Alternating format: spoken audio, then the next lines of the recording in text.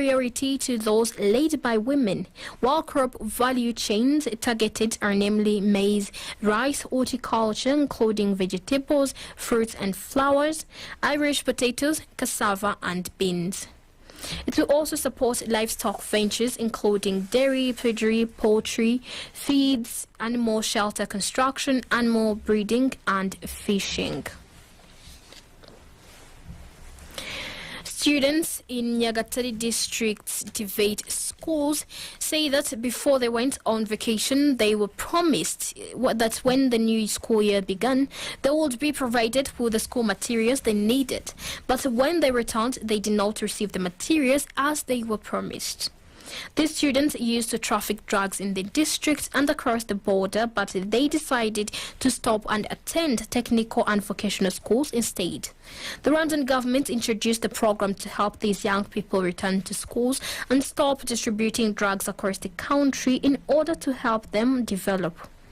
According to Matiko Gonzak, the deputy mayor in charge of economic development in Nyagatare district, the district authorities met with the schools and requested they purchase the school materials that the students require as soon as possible.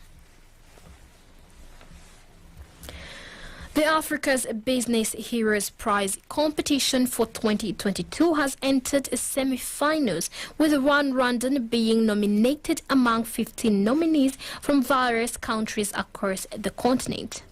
The competition is Jack Ma Foundation's flagship philanthropic program, spotlighting and celebrating Africa's entrepreneurial talent and aims at promoting entrepreneurship skills.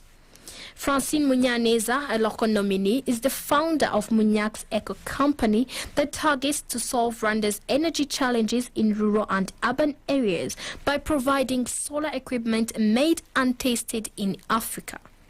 The local company also fights climate changes. According to Munyaneza, the company also operates in Burundi, Democratic Republic of Congo, and has connected 10,000 people to solar power.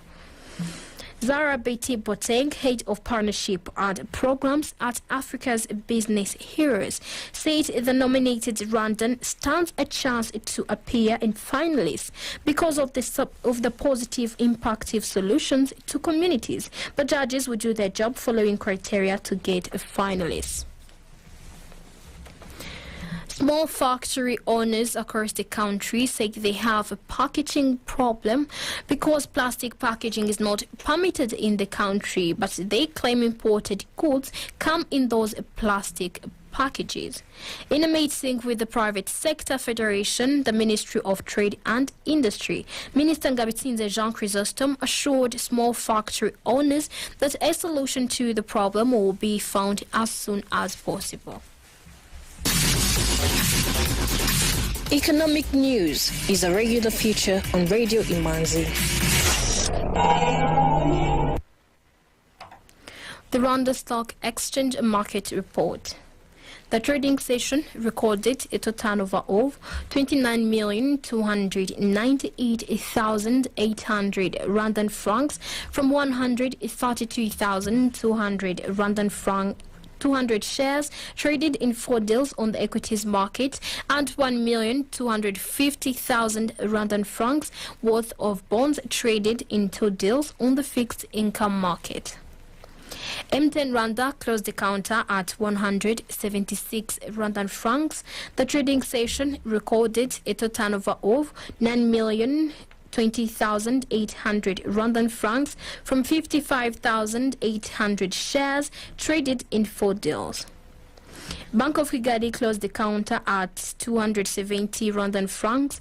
The trading session recorded a turnover of 19,683,000 Rwandan francs from 72,900 shares traded in 1 deal. Bregwa closed the counter at 170 Rwandan francs. The trading session recorded a turnover of 595,000 Rwandan francs from 3,500 shares traded in 1 deal.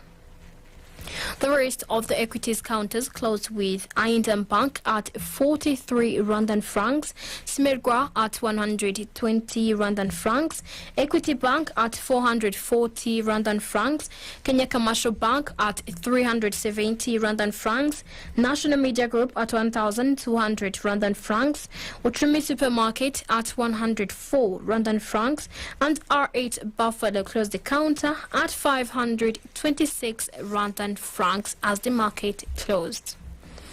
The currency review of today. Burundian franc buying price was 0.49 and the selling price was 0.5. Ugandan shilling buying price was 0.26 and the selling price was 0.27. Kenyan shilling buying price is 8.5 Rwandan francs and the selling price is 8.7. Tanzanian shilling buying price was 0.44 and the selling price was 0.45. The US dollar buying price is 1,031 and the selling price is 1,052. The British pound buying price is 1,145 and the selling price is 1,168. The euro buying price 1,009 and the selling price 1,030. Some items of international news on Radio Imanzi.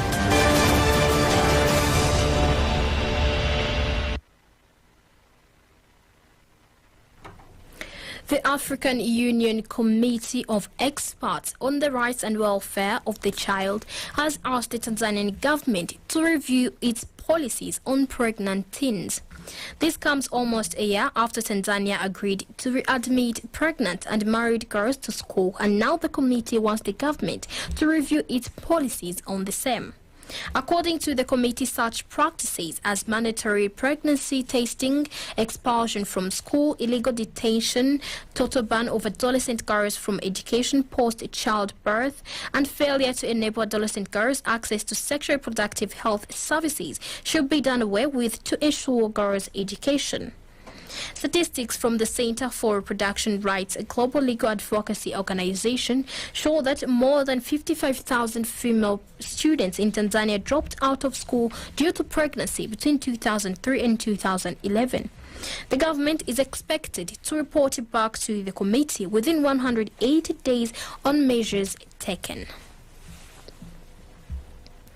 Kenya's Ministry of Health has clarified that samples from a patient suspected of having Ebola has found no evidence of the virus.